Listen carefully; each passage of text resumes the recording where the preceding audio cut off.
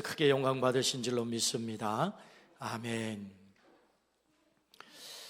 어느 조그만 교회 목사님께서 설교 중에 성도들에게 질문을 했습니다.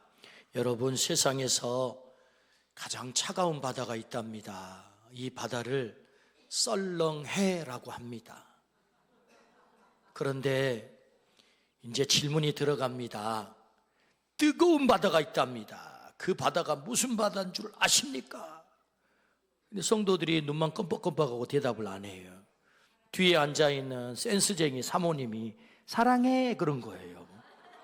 그러니까 설교하던 목사님이 그냥 입이 막 귀에 이렇게 걸린 거예요. 그리고 이제 예배를 마치고 이제 돌아가는데 한 여집사님이 감동이 돼가지고 무뚝뚝한 우리 남편한테 나도 써먹어야지 하고 집에 가가지고 여보 세상에서 제일 차가운 바다가 썰렁해래. 그런데 뜨거운 바다가 있다네. 그 바다가 뭐게? 라고 질문을 한 거예요. 이 무뚝뚝한 남편이 눈만 껌뻑껌뻑하고 대답을 안 해요. 있잖아, 힌트를 드릴게요. 힌트는 당신이 나한테 하고 싶은 말 있잖아, 그런 거. 안 해. 막 재촉을 하니까 이 남편이 그냥 눈을 크게 뜨고 열바다. 열바다. 뜨거운 바다가 열바다래요. 네. 웃어주셔서 감사합니다. 2017년도에 서울에서 서울 시민의 마음을 알기 위한 설문조사를 했답니다. 압도적인 1위가 있었어요. 꼭 듣고 싶은 말, 압도적인 1위. 그것은 사랑해 라는 말이었어요. 서울 시민의 거의 대부분이 이 말 꼭 듣고 싶어요. 누구한테 듣고 싶냐 그랬더니 배우자, 부모, 자녀, 연인, 친구한테 이 말을 듣고 싶다라고 대답을 했어요. 우리는 모두가 사랑하고 사랑받기를 원하죠. 지난주에도 요한 1서에서 그가 먼저 나를 사랑하셨으니 사랑하라 그랬거든요. 사랑하라. 오늘도 사랑하라 그러는 거예요. 오늘도 어떻게? 진리 안에서 사랑하라. 참 지당한 말씀이고 옳은 말씀이고 아름다운 말씀이죠. 그러나 사랑하라는 말씀 앞에 우리는 마음이 늘 무겁습니다. 말씀대로 그렇게 살지 못했기 때문이죠. 이해하려고 했지만 마음이 다쳤습니다. 용서하려고 했지만 그가 하는 짓거리를 보니까 도저히 용서가 안 돼요. 그럼에도 불구하고 품으려고 했지만 봐줄 수가 없어요. 미움을 거두려고 했지만 모습만 봐도 막 손이 떨려요. 떨려. 사랑에 성공하기보단 실패가 더 많았습니다. 그래서 사랑하라는 말씀은 언제나 버겁습니다. 사랑하라는 말씀 앞에 늘 우리는 무너지죠. 그래서 오늘 제목이 뭐예요? 사랑, 진리 안에서 또 사랑하라고 하겠구나. 은근히 두렵습니다. 사랑에 실패한 나를 또 보아야 하겠구나. 오늘 말씀 우리에게 또 무거운 짐을 지우기 위해서 말씀하시겠구나. 이런 생각이 들어서 은근히 두렵기까지 해요. 그런데 여러분, 오늘 말씀은 사랑 앞에서 무너지는 우리를 너무너무 잘 아시고 요한 2서 말씀을 통해서 사랑의 길을 가르쳐 주시고 감당할 수 있는, 사랑 앞에 늘 무너졌던 우리들에게 아니야, 너 사랑할 수 있어. 그 길을 내가 알려줄게. 네가 억지로 애쓰지 않아도 네가 사랑할 수 있는 길, 그 길이 있단 말이야. 그거 알려줄게 라고 이 말씀 앞에 우리를 초대하는 겁니다. 그러므로 오늘 말씀을 통해서 가르쳐 주시는 그 사랑하는 길, 그 사랑하는 길을 우리 모두가 발견하고 깨닫기를 축복합니다. 그래서 우리가 사랑의 사람이 되는 은혜가 있기를 축복합니다. 그렇다면 첫 번째, 왜 사랑을 진리 안에서 하라고 할까라는 질문을 던져봐요. 사랑을 하는데 진리 안에서 사랑하래요. 오늘 본문 요한 2서가 기록된 당시는 오늘과 많이 다릅니다. 당시에는 예배당이 없었어요. 그래서 성도의 가정, 집이 교회입니다. 때문에 누군가가 교회에 오게 되면 필연적으로 그를 환대하고 사랑해야만 합니다. 거부할 수가 없어요. 그런데 그런 사랑의 통로를 타고 가짜 복음이 들어오기 시작했어요. 7절에 미혹하는 자가 세상에 많이 나왔나니 이는 예수 그리스도께서 육체로 오심을 부인하는 자라. 이런 자가 미혹하는 자요 적 그리스도니. 그러니까 이 요한 1, 2, 3서를 수신하는 교회는 에베소 지역에 널려있는 가정교회들이에요. 가정교회들, 집이교회란 말이에요. 근데 여기에 누가 침투했어요? 미혹하는 자가 침투를 한 거예요. 적 그리스도가 침투한 거예요. 그들의 핵심 주장은 뭡니까? 예수 그리스도께서 육체로 오심을 부인했대요. 들어와가지고 야, 너 어떤 예수님 믿어? 그런 예수님을 믿어? 그거 틀렸어. 예수님은 육체로 온 게 아니야. 성육신하신 게 아니야. 영으로만 오셔서 영으로. 이걸 소위 말하면 영지주의라고 합니다. 그래서 이 영지주의 이단들은 우리의 이 육체 사르크스를 악하게 봤어요. 물질은 악해, 고깃덩어리는 악해. 근데 지고선의 최고의 하나님이 어떻게 악한 이 육체, 이 악한 육체를 입고 오냐? 그 말이 안 돼. 그분은 영으로 오신 거야. 그래서 가현설을 주장했어요. 예수님이 오셨는데 그분 십자가에 달린 그 예수님은 가짜로 보이는 가현이야. 가현. 성육신으로 오신 예수님이 아니야. 그들이 예수님을 말했지만, 사랑도 말했지만 복음을 왜곡시켰다고요. 예수님을 왜곡시켰다고. 그렇게 들어와서 그 왜곡된 진리를 가르치는 거예요. 그래서 성경은 이렇게 말하죠. 10절에 누구든지 이 교훈을 가지지 않고 너희에게 나가거든 그를 집에 들이지도 말고 인사도 하지 마라.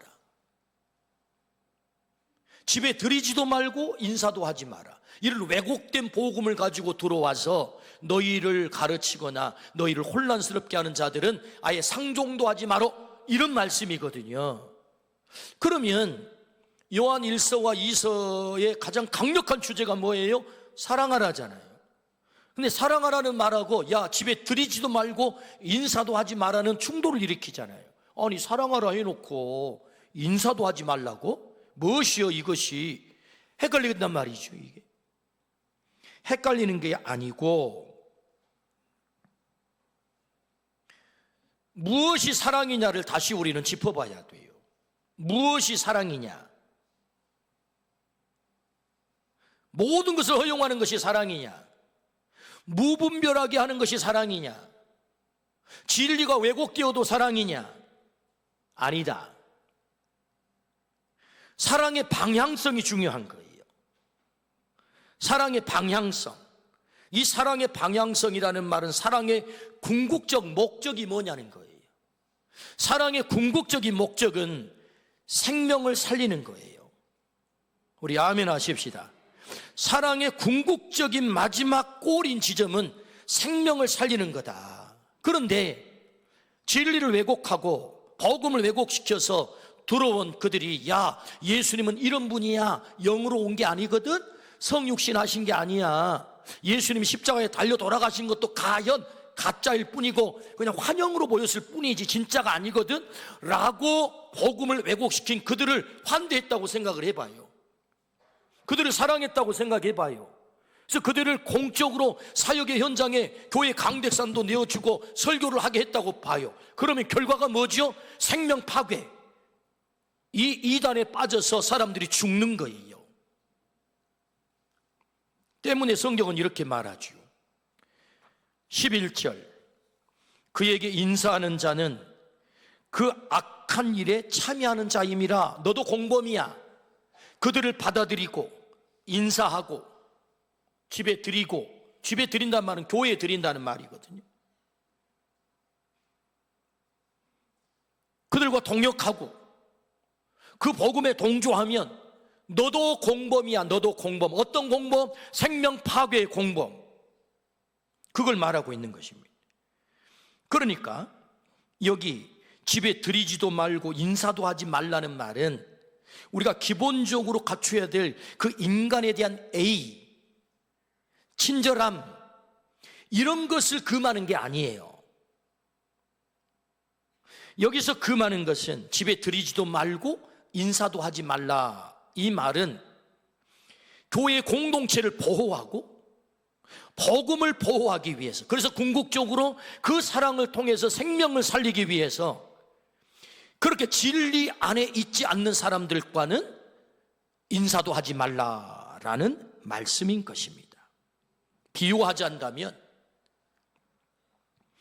부모가 정말로 자녀를 사랑하면 그 자녀가 무엇이 유익한지 무엇이 해가 되는지 잘 구분이 안 되는 그 자녀에게 나 그거 입맛에 맞으니까 그거 마음껏 먹고 싶어요 라고 마음껏 먹게 하는 것이 부모의 사랑이 아니다.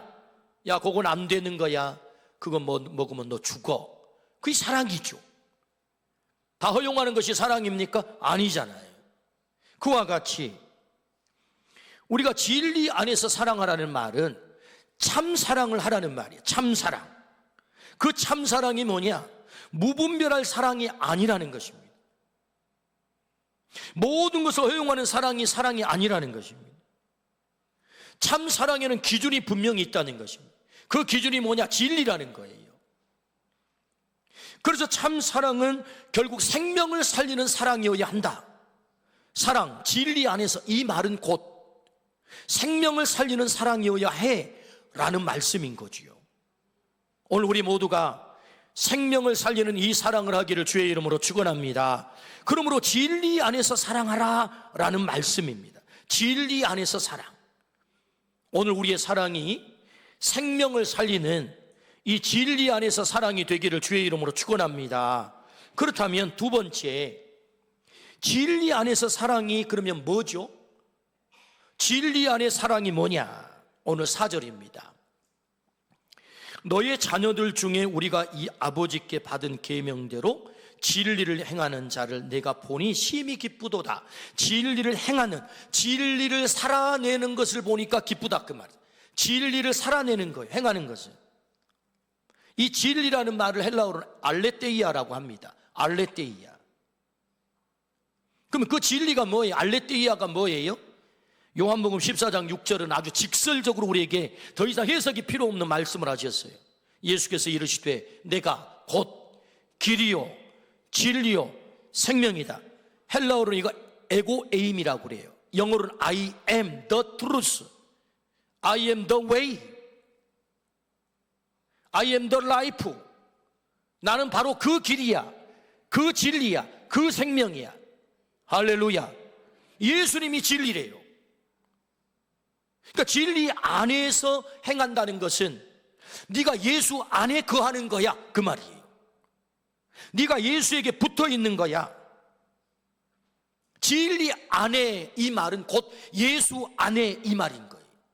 예수님 안에 거하는 거다. 예수님에게 붙어 있는 거다. 포도나무 가지가 그 줄기에 붙어 있게 되면 반드시 어떤 일이 벌어집니까? 꽃이 핍니다. 열매가 맺힙니다. 그 뿌리와 줄기가 그렇게 되도록 만드는 거예요. 지극히 자연스럽게 사랑이라는 열매가 맺힌다는 것입니다. 그러니까 중요한 것은, 먼저 중요한 건 뭐냐? 내가 진리 안에, 진리 대신 예수님 안에 있는 것이 중요한 거예요. 예수님 안에 거하는 것이 중요한 거예요. 그렇게 되면 사랑이라는 열매는 자연스럽게 맺혀지는 거라는 겁니다. 왜요? 예수님은 그 존재 자체가 사랑이기 때문에. 예수님은 존재 자체가 사랑인 거예요. 그래서 진리 되시는 예수 그리스도 안에 거하면 사랑의 존재 자체이신 사랑이 자연히 흘러나오게 돼 있는 것입니다. 사랑하려고 내가 애를 쓰는 것이 아니에요. 정작 애를 써야 되는 것은 내가 예수 안에 거하는 것을 애써야 되는 거예요. 내가 사랑하려고 애를 쓰는 것, 그 앞서서 내가 애를 써야 되는 것은 뭐라고요? 내가 예수 안에 거하기를 애써야 되는 거다. 그 예수 안에 거하면 열매는 자연적으로 맺어지는 것이다. 여러분 생각을 해봐요. 내가 예수 안에 거하고 예수님이 내 안에 주인이 되신다면 그 주인 되신 예수님께서 나에게 열매를 맺게 하기 위해서 얼마나 애를 쓰겠습니까? 포도나무 뿌리가 열심히 물을 빨아들여요. 영양분을 막 빨아들여요. 야, 요거 나만 혼자 갖고 있어야지. 그런 뿌리가 어디 있어요? 이놈을 줄기로 쫙 올려가지고, 그럼 줄기가 요거 나만 갖고 있어. 그럽니까? 줄기가 또 쫙 빨아 올려가지고 가지에게 어떻게든 보내가지고 그 가지를 꽃피워야 되겠다. 열매를 맺게 해야 되겠다. 그것이 뿌리와 줄기의 마음인 거죠. 뿌리와 줄기 되신 주님 안에 있게 되면 그 뿌리와 줄기 되신 주님이 가지된 우리에게 저 가지에게서 반드시 내가 열매를 맺어야지라고 이렇게 뿌리와 줄기가 열심히 일하는 것입니다.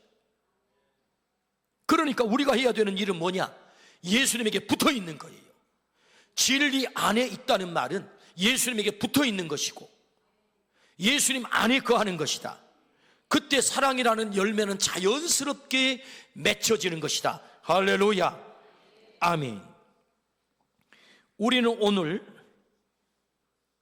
말씀을 잘 들어야 해요. 사랑하라는 말씀이 자칫하면 또 다른 율법으로 들릴 수 있어요. 아이고, 나 사랑 못하는데 오늘 또 사랑하라고 하네. 내가 상처받아가지고 얼마나 사랑에 많은 실패를 했는데 또 사랑하라고 하네. 그래, 그러면 사랑해 봐야지. 근데 우리는 좌절하게 되죠. 사랑하다가 좌절하죠. 왜? 잘 안 되거든요. 그렇게 사랑이 무너진 경험을 너무나도 많이 했거든요. 그래서 사랑하라는 이 말이 무거운 짐이 된다고요. 기억하십시오.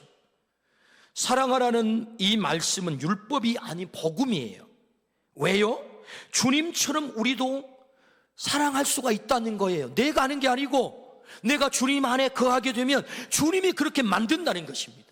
나를 그렇게 만든다는 거예요. 나는 너에게서 반드시 사랑이라는 열매를 맺게 만들고야 말 거야. 이게 주님이라는 것입니다. 그러므로 진리 안에 사랑한다는 말은 진리 되시는 예수님 안에 우리가 있는 거예요. 그러므로 여러분, 진리 되신 예수님 안에 거하기를 축복합니다.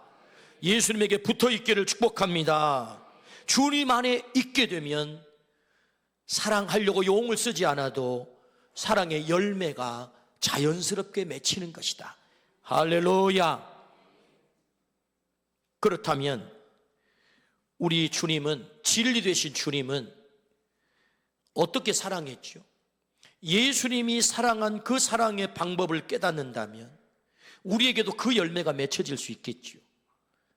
그렇다면 예수님은 어떻게 나를 사랑했고 어떻게 사람들을 사랑했는가? 그 첫 번째는 자격 안 된 자를 부르셨어요. 예수님은 제자들을 부르셨습니다. 그들이 누굽니까? 어부, 매국노 세리, 열심당원, 아주 거친 열심당원, 칼 차고 다니는 인간들, 살인자, 죄인 가운데 괴수, 실패자, 그들을 불렀단 말이에요. 그들은 엘리트가 아닙니다.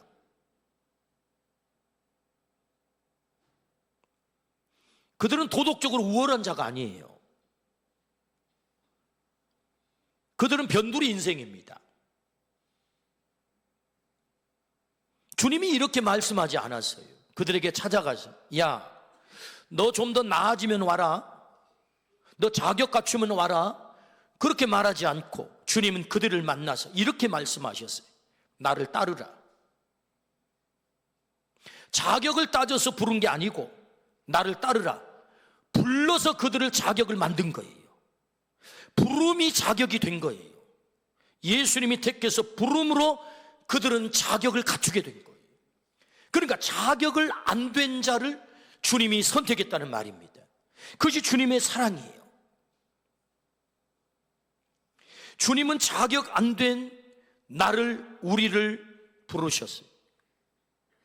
전적인 사랑이죠. 그래서 그 부르심의 사랑 때문에 오늘 내가 변화된 거예요. 내가 하나님의 자녀가 된 거예요. 그래서 우리는 거룩이 우리의 목표가 된 거예요.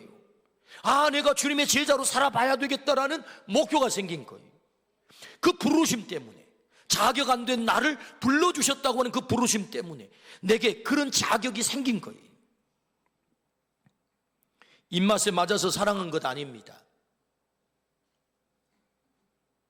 사랑하니까 입맛에 맞춘 거지. 주님의 입맛에 맞아서 우리가 사랑받은 게 아니고 주님이 나를 사랑하기 때문에 나를 주님의 입맛에 맞췄다고요. 그게 사랑이라고요. 주님은 나를 얼마나 많이 참아주셨을까요? 우리가 사랑해야 할 사람들 중에 우리 입맛에 맞아 사랑받기 합당한 자격을 갖춘 인간은 몇 명이나 될까요? 아, 저 인간은 내 입맛에 좀 맞네. 아, 사랑할 만해. 그렇게 자격을 갖춘 사람이 몇 명이나 될까요? 내 사랑을 받을 만한 자격을 논하기 전에 나는 누군가의 사랑을 받을 만한 그런 자격은 과연 되는 것입니까? 나는 그 사람에게 입맛에 맞아서 그 사람이 나를 사랑하고 있는 것입니까?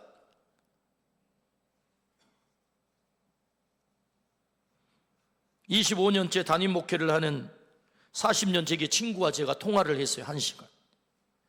그러면서 이런저런 얘기를 하다가 내가 38살 나이에 담임을 나갔는데 새파란 젊은 나이에, 지금 생각해보면 60 중반줄에 들어서면서 생각해보니까 그때 참 새파란 나이였는데 그때 담임 목사라고 가가지고 아버지 뻘 되시는 많은 어르신들도 계시고 그런 이런 분들도 많이 계시는데 담임 목사라고 내가 오라 나를 따라.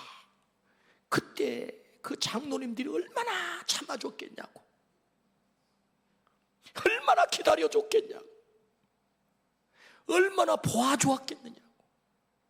지금 생각하면 참 부끄럽기가 한이 없고 짝이 없고, 그때 참아주지 않았더라면 내가 오늘 여기까지 어떻게 올 수 있었을까? 라는 대화를 했어요.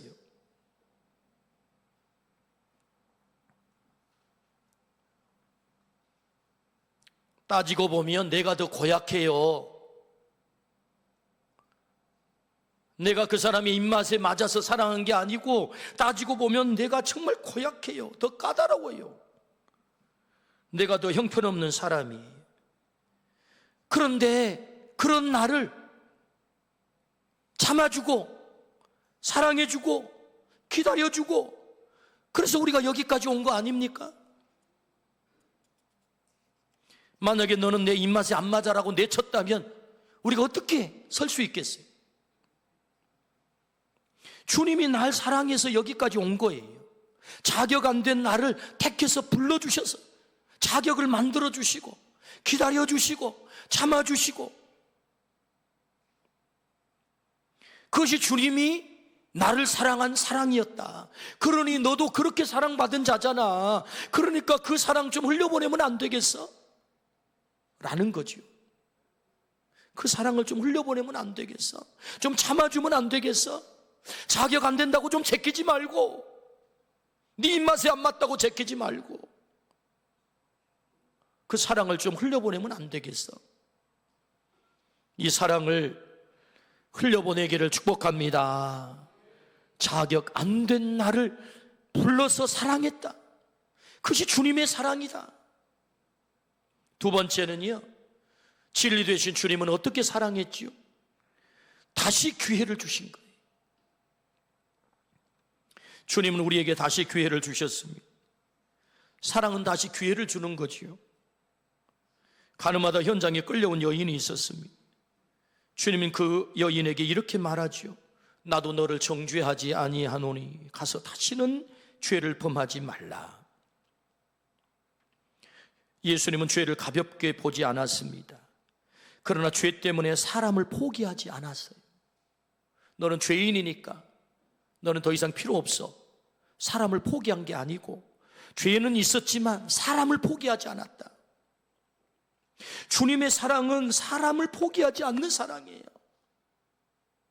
죄가 없어서가 아니라 죄가 있지만 그러나 나는 너를 절대로 포기할 수 없어. 예수님은 상처받을까 봐 진리를 말 않는 분이 아니라 진리를 말하고도 버리지 않는 거예요. 너 이거 틀렸다, 이거 잘못된 거야, 이거 죄야, 정확하게 말했죠. 진리를 정확하게 말했죠. 그러나 그 여인을 버리지 않았죠. 그것이 주님의 사랑이란 말입니다. 불편을 말하지 말라는 말이 아닙니다. 불편한 진실 속에서도 관계를 포기하지 말라는 말이에요. 주님은 나를 그렇게 사랑한 거예요. 불편한 진실이 있어요. 우리가 주님 앞에 다 까발려진다면 불편한 진실이 있다니까요. 야, 너 17살에 그 못된 짓 했더라. 너 보니까 21살 때 야, 어떻게 그런 고약한 짓을 했냐. 너 보니까 36살 때 야, 그러고도 너 뻔뻔히 서 있냐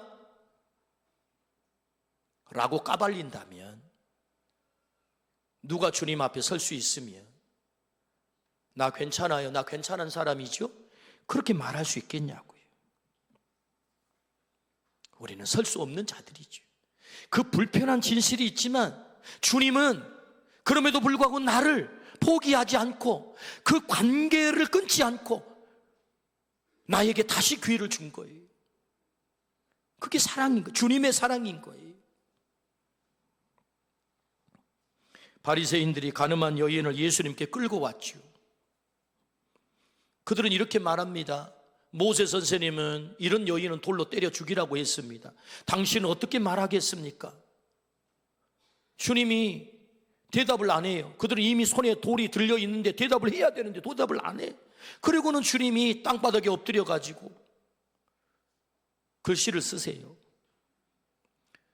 저는 이때 쓰신 글씨가 굉장히 중요한 글씨였다고 생각을 해요. 왜? 사람의 한 목숨이 왔다 갔다 하잖아. 지금 어떻게 하는가에 따라서 사람이 죽고 살고가 결판이 나니까 그 순간에 이 예수님의 행위는 얼마나 신중하고 중요한 어마무시한 얘기겠습니까? 그러니까 이때 쓴 글씨가 굉장히 중요한 것 같아요. 근데 성경은 안 기록해놨어. 그래서 제가 기도했죠. 하나님, 그때 쓴 글씨가 겁나게 궁금한데 저한테 좀 가르쳐주면 안 돼요? 그랬더니 가르쳐 주셨어요. 주님이 가르쳐 주셨다고. 뭐라고 쓴 줄 아십니까? 청구서. 아버지, 저 죄인의 죄값을 제가 지불합니다. 제가 감당하겠습니다. 저에게 청구해 주세요. 그래서 주님은 이 여인의 죄값을 말로 사랑하는 것이 아니고 이 여인의 죄값을 갚기 위해서 십자가에서 대신 정죄를 당한 거예요. 그리고 이 여인에게 다시 기회를 준 거예요. 우리를 그렇게 사랑했다고. 주님이 청구서를 썼다고. 나의 죄값을 주님이 감당하겠다고. 그래서 나는 다시 기회를 받았다고. 내가 다시 기회를 받은 이 사랑은 주님이 정죄를 대신 받은 거예요. 주님이 대신 저주를 받으신 거예요. 주님이 죄값을 치른 거예요. 그리고 나를 살려주신 거예요. 나에게 다시 기회를 주신 거예요. 너 그렇게 사랑받았잖아. 너도 그 사랑 좀 흘려보내면 안 돼? 그 사람에게 다시 기회를 주면 안 돼? 그 사랑을 좀 흘려보내면 안 돼? 끝이라고 말하지 말고 다시 기회를 주면 안 돼? 라는 말씀인 거죠. 이것이 우리가 받은 사랑이니까 너도 그렇게 사랑하면 참 좋겠어. 주님은 그 여인을 포기하지 않은 것처럼 오늘 또 나를 포기하지 않아요. 내 모습이 어떠하든지 주님이 값을 대신 치르시고, 이것이 주님의 사랑이다. 이것이 복음이다. 이 사랑을 흘려보내기를 축복합니다. 세 번째, 그 진리 되신 주님은 어떻게 사랑하셨습니까? 위대한 삶으로 우리를 초대하세요. 위대한 삶으로. 진짜 사랑은 그 사람을 빛나게 하는 것입니다. 그 사람을 내 어깨 위에 세우는 것이 사랑이죠. 여러분, 자녀를 정말로 사랑합니까? 사랑하기 때문에 뼈골이 빠지도록 그 자녀를 학비를 대면서 대학을 공부시키고 대학원을 공부시키고 그렇게 한 것 아닙니까? 왜? 우리 어깨 위에 세워 그를 빛나게 해보려고. 그게 사랑이잖아. 제자들은 부인하고 저주하고 배신하고 떠났습니다. 그런 제자들을 주님은 갈릴리 바다로 다시 찾아가죠. 그 새벽녘 갈릴리 바닷가에서 모닥불을 피웁니다. 조반상을 준비했죠. 그리고 배신하고 떠난 베드로를 그 밥상에 초대합니다. 밥상에 초대한다는 말은 나는 너를 여전히 포기하지 않았다. 너는 여전히 내 제자다. 네가 날 저주하고 떠났어도 나는 너를 한 번도 잊은 적 없어. 내 이 사랑의 밥상에 너 앉으면 좋겠어 라고 초대를 한 거예요. 그리고 이 밥상에서 주님이 베드로에게 묻지요. 그의 부끄러운 배신의 이야기, 부인의 얘기는 한마디도 없어요. 그리고 하시는 말씀, 요한의 아들 시몬아, 네가 나를 사랑하느냐? 이 사람들보다 나를 더 사랑하느냐? 네가 나를 사랑하느냐? 네가 나를 사랑하느냐라고 3번 질문합니다. 그리고 주님은 3번 이렇게 말씀하시죠. 내 어린 양을 먹여라. 내 양을 쳐라. 내 양을 먹이라. 그에게 사명을 맡겨요. 왜요? 그래야 그가 빛나거든요. 그 사명을 감당해야 빛나거든요. 그가 버린 그물을 주워들고 허구지쳐 개개를 하겠다고 갈릴리 바다 위를 배회해서 그의 인생은 결국 실패자로 끝난단 말이에요. 네가 실패하지 않으려면 나 사랑해야 되고, 나 사랑하면 내 사명 감당해야 되는 거야. 그래서 사명을 맡기죠. 결국 베드로는 가장 위대하게 빛나는 인생을 살게 됩니다. 그의 인생이 빛난 인생이 됐다고. 사랑이 무엇입니까? 위대한 삶으로 초대하는 것입니다. 그를 세우는 것입니다. 그를 빛나게 하는 것입니다. 그것이 사랑이다. 네가 빛난다면 나는 그거 좋아. 당신의 이름이 높아진다면 나는 그거 만족해. 내 이름이 왜 빠졌느냐가 아니라 당신의 이름이 들어갔으면 됐어. 당신의 이름이 높아지면 됐어. 그것이 사랑이죠. 그래서 주님은 그 위대한 삶의 자리로 베드로를 초대하는 것입니다. 사명을 다시 맡기는 것입니다. 그래서 진정으로 그가 빛나는 삶을 살기를 원해서, 우리는 그렇게 사랑받은 자예요. 주님이 그래서 우리를 불러주신 것 아닙니까? 우리가 자격 안 됐는데 불러주신 것 아닙니까? 그래서 우리에게 다시 기회를 준 것 아닙니까? 그래서 나는 너를 위대하게 만들 거야. 너를 빛나게 만들 거야. 그렇게 네가 사랑받았다면 너도 그 사랑을 좀 흘려보내면 좋겠어. 너 때문에 그 사람이 빛나도록, 너 때문에 그 사람이 위대해지도록 그렇게 사랑하면 참 좋겠다. 이 사랑을 흘려보내기를 주의 이름으로 축원합니다. 아멘. 사랑, 진리 안에서 사랑하라고 말씀하세요. 사랑은 아무렇게 하는 게 아닙니다. 진리 안에서 사랑하는 것입니다. 진리 되신 예수 그리스도 안에 거하는 것이 중요하다고 말씀하세요. 내가 사랑하려고 애를 쓸 때 우리는 좌절하게 됩니다. 그러나 내가 그리스도 안에 있게 되면, 그리스도 안에 거하게 되면, 그 진리 되시는 예수 그리스도에게 딱 붙어 있게 되면 내 안에 사랑의 열매가 맺혀지는 것이다. 할렐루야. 자격 안 된 자를 나를 택해서 다시 기회를 주시고 나를 사명자 만드셔서 빛나게 하시는 이 하나님의 사랑을 받은 자라고 말씀을 하세요. 그러므로 너도 그 사랑을 할 수 있어 라고 말씀하십니다. 오직 예수 안에 있을 때, 오직 예수 안에 있을 때 우리는 그렇게 되는 것입니다. 오늘 함께 찬양하려고 합니다. 은혜 아니면 살아갈 수가 없네. 호흡마저도 다 주의 것이니 세상 평안과 위로 내게 없어도 예수, 오직 예수뿐이네. 오직 예수님 안에 있게 될 때 우리 안에는 이 사랑의 열매가 맺혀지게 됩니다. 은혜 아니면 살아갈 수가 없네.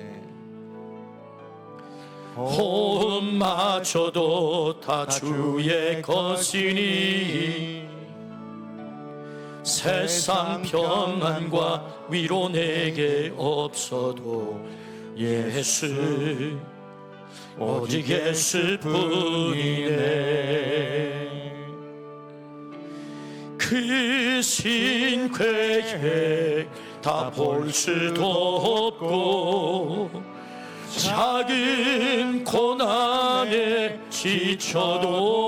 지쳐도 주께 묻기 나의 모든 삶 버티고 견디게 하시네. 은혜 아니면 살아갈 수가 없네. 나의 모든 것 다 주의 것이니 참된 평안과 위로 내게 주신 주 예수, 오직 예수뿐이. 은혜 아니면 살아갈 수가 없네. 은혜 아니면 살아갈 수가 없네. 호흡마저도 다 주의 것이니 호흡마저도 다 주의 것이니 세상 평안과 위로 내게 없어도 예수, 오직 예수뿐이네.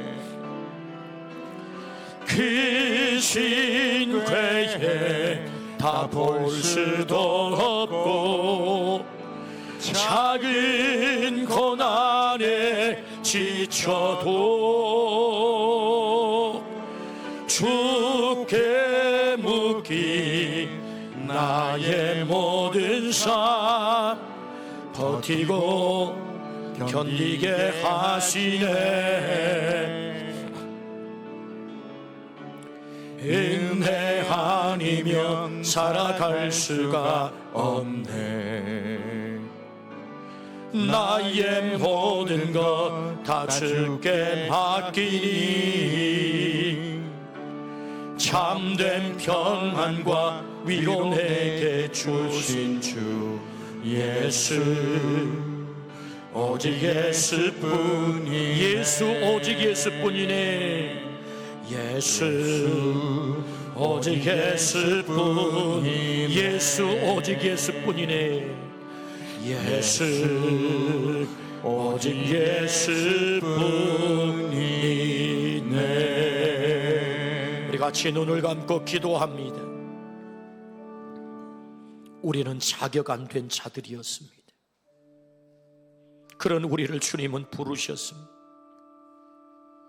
부르셔서 우리에게 자격을 갖추게 하셨습니다. 입맛에 맞아서 나를 사랑한 것 아닙니다. 사랑하니 입맛에 맞춘 것입니다. 사랑하니 나를 다 수용한 것입니다. 그 사랑을 받았으니 너도 그 사랑을 흘려보내면 좋겠어. 주님 말씀하십니다. 우리에게 다시 기회를 주십니다. 우리는 부끄러운 존재들입니다. 당장 심판받아도, 당장 형벌받아도 그런 죄인들입니다. 그럼에도 불구하고 나는 너를 절대로 포기할 수 없어. 너와의 관계를 끊을 수 없어. 나는 너를 절대로 버리지 않을 거야. 너에게 다시 기회를 줄 거야. 우리는 그런 기회를 받은 사람들이,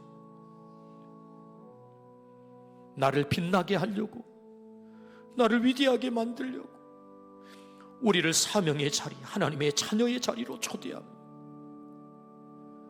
너도 그를 빛나게 하는 그 사랑을 흘려보내면 좋겠다 말씀하십니다. 사랑, 진리 안에서 사랑하라고 말씀하셨습니다. 오늘 우리가 그 사랑으로 나아가게 될 때 우리는 빛나는 존재, 주님이 나를 그렇게 빛나게 할 것입니다. 하나님 아버지 감사합니다. 진리 안에서 사랑하라고 가르쳐 주시니 감사합니다. 오직 주님 안에만 거하게 하여 주옵소서. 주님 안에만 머물게 하여 주옵소서. 주님에게 딱 붙어 있게 하여 주옵소서. 그래서 나를 통해서 맺기를 원하시는 그 사랑의 열매가 나를 통해서 맺혀지게 하여 주옵소서. 감사를 드려올 때 예수 그리스도 이름으로 기도드리옵나이다.